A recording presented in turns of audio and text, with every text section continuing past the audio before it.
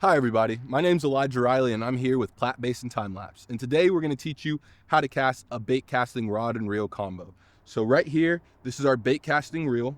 We have our rod, and for line, I'm using braided line. I use that because I'm typically fishing in areas with a lot of brush and cover, so that just gives me a little bit more backbone to protect the line from snapping.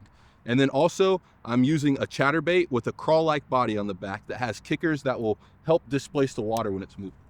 And before I get too much into the actual how to cast, I want to show you guys a couple components on it. So right here, this is going to be your magnet system, and this will control how fast or slow your spool right here spins. So I push down this button. If I let go, you'll see how fast that spins, and the lure will just drop.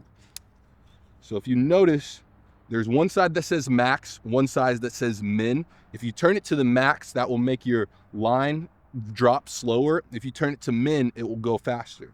Same type of concept with this little dial right here on this side. This, if you turn it to the left, will make it go faster, or your spool will spin quicker.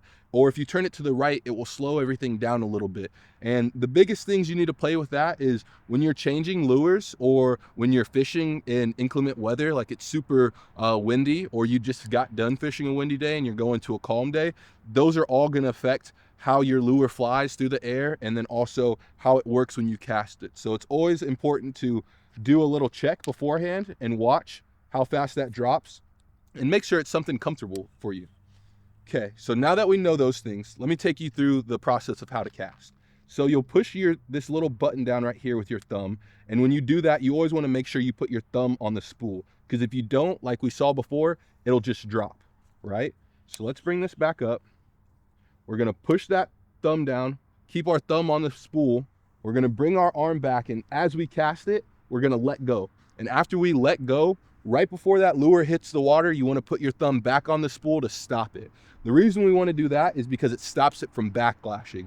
And backlashing is basically when your spool is moving too fast and all the line just creates like a bird nest on top of here, and it's a pain to try to pick out.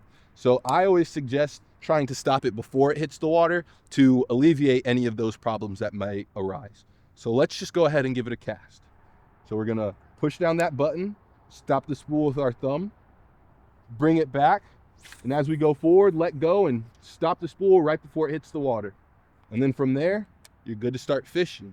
If you want to do some jigs, you can do some jigs. If you just want to do a constant reel, you can do that. It really just depends on what your preference is and what you're fishing for. But that's all we got. Thank you guys for tuning in, and now you know how to cast a bait caster.